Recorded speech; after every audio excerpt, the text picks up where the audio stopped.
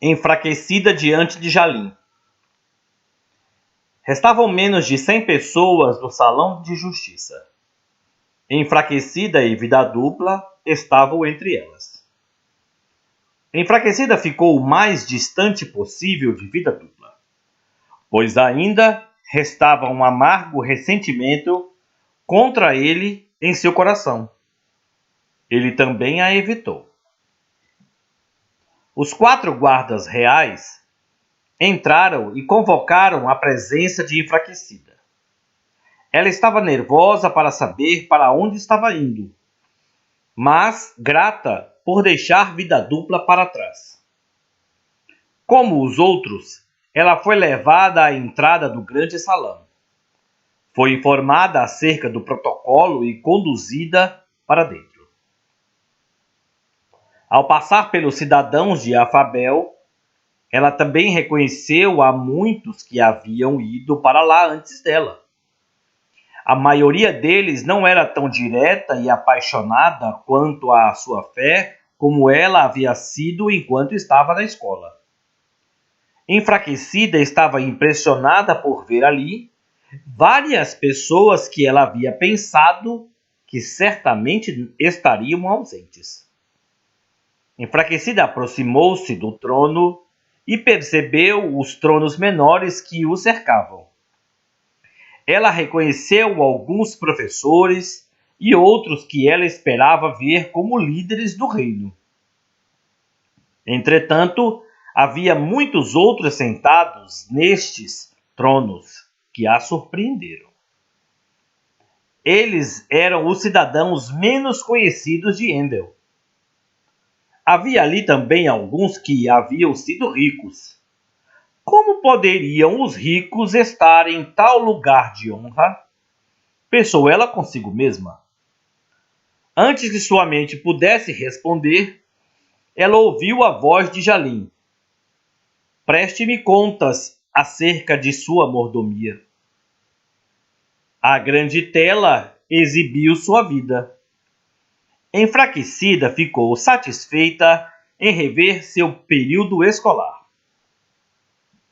Todo o seu trabalho voluntário, o curso extra, o estudo extra e a liderança de turma foram uma boa indicação na sua opinião. Ela estava orgulhosa de sua ousadia e diligência. No entanto, seu humor mudou quando foi demonstrada sua reação à mentira de difamação.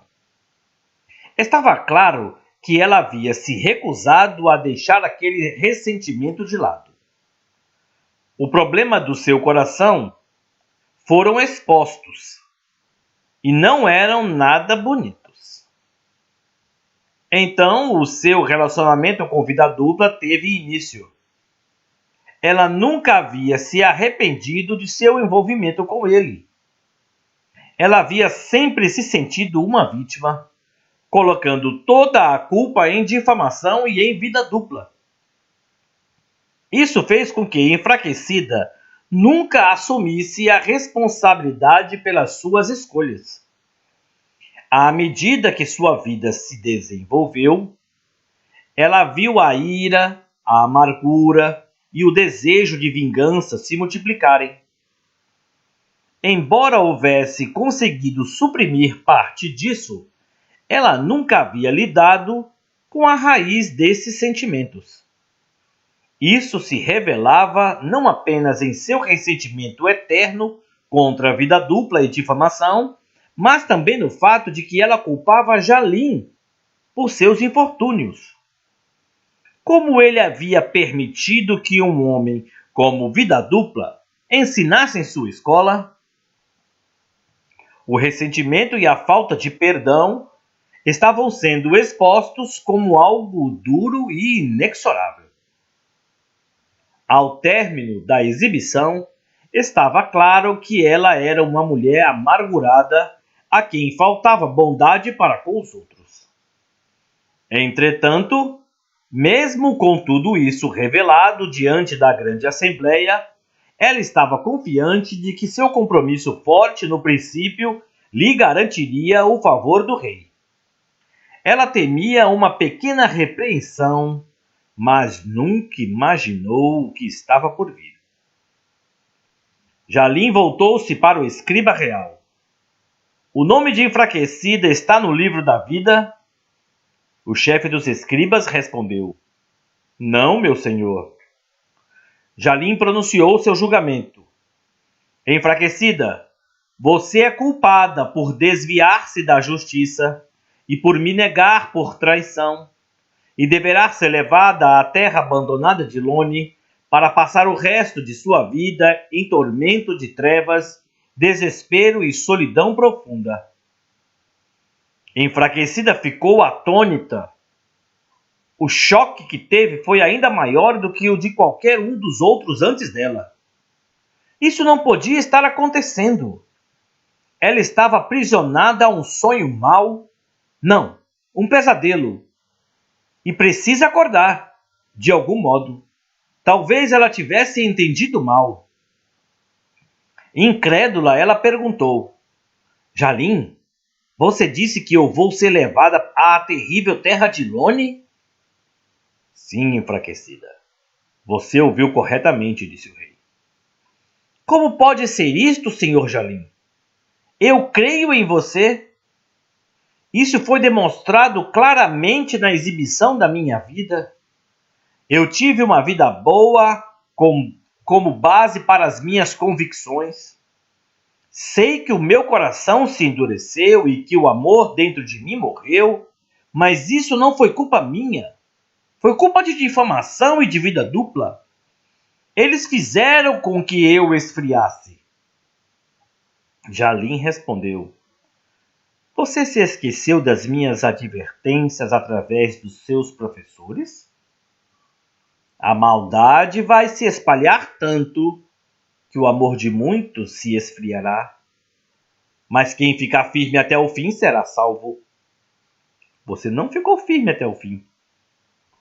Enfraquecida continuou: Mas, senhor Jalim, sou uma pessoa justa, porque creio em você. Posso ter perdido o meu testemunho, mas sempre acreditei que quando uma pessoa é salva, ela seria sempre salva e jamais poderia perder sua salvação. Até alguns professores afirmavam isso. De acordo com eles, ninguém poderia me arrebatar de sua mão. Jalim respondeu: Sim, isto é verdade. Ninguém pode arrebatar você da minha mão. Mas eu nunca disse que você não poderia se afastar. Somente você tem este poder, pois você não leu nas Sagradas Escrituras. Portanto, àqueles que chegaram a conhecer o nosso Senhor e Salvador Jalim e que escaparam das imoralidades do mundo, mas depois foram agarrados e dominados por elas, ficam no fim em pior situação do que no começo, pois teria sido muito melhor que elas nunca tivessem conhecido o caminho certo de que depois de o conhecerem voltarem atrás e se afastarem do mandamento sagrado que receberam. Se eu afirmei que teria sido melhor que elas nunca terem conhecido o caminho da justiça, porque eles estão pior agora do que antes de serem salvos, como você poderia acreditar que fosse possível perder a salvação? Se ela nunca pudesse ser perdida, então como eles poderiam estar pior do que antes? Porque você deu ouvidos a professores que ensinavam coisas contrárias ao que a minha palavra declarava? Registrei isso cuidadosamente para que todos pudessem conhecer o caminho da justiça. Porque você se permitiu ser enganada? Se você tivesse acreditado no que eu disse, você teria confrontado a amargura em seu coração. Em vez disso, você permitiu que ela crescesse, sem controle, com base no falso consolo de sua segurança incondicional, e agora está enfrentando um julgamento que poderia ter sido evitado. Enfraquecida suplicou: Mas E quanto a todo o bem que fiz? O senhor Jalim respondeu: mais uma vez, você não leu o que eu declarei claramente através do meu profeta? Se as pessoas justas começarem a se voltar para os caminhos pecaminosos e começarem a agir como os outros pecadores, a elas será permitido viver? Não, é claro que não. Toda a sua bondade anterior será esquecida, e eles morrerão nos seus pecados. Mas vocês dizem: o Senhor não está sendo justo. Ouçam-me. Se sou eu quem estou sendo injusto ou são vocês? Quando as pessoas justas deixam de ser boas e começam a cometer atos pecaminosos, elas morrerão por isso.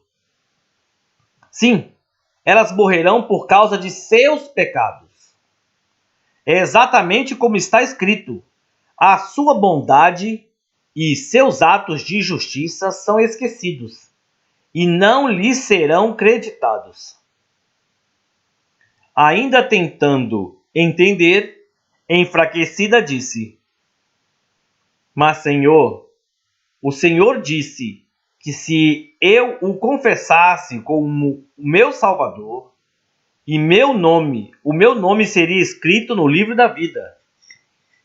Como é possível que ele não esteja mais lá? Porque o seu escriba não consegue achar o meu nome? Como ele pode ter sido apagado?